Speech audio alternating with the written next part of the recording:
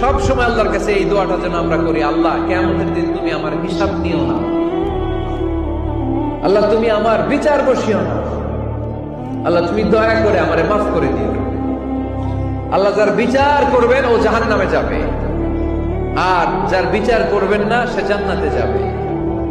আল্লাহ যদি বিচার করে আর পাই টু পাই হিসাব নেয়, নামাজ পড়লি না কেন, রোজা রাখলি না কেন, মিথ্যা বললি কেন, খাদ্যে ভেজাল দিলি কেন, মাছে ফরমালিন দিলি কেন, যৌতুক খাইলি কেন, ঘুষ খাইলি কেন, উল্টাপাল্টা করলি কেন, জিনা করলি কেন, একটার পর একটা প্রশ্ন বানে যদি সেই ভয়ঙ্কর দিনে আল্লাহ আমাদেরকে জর্জরিত করে, আমাদের কোন উত্তর আছে?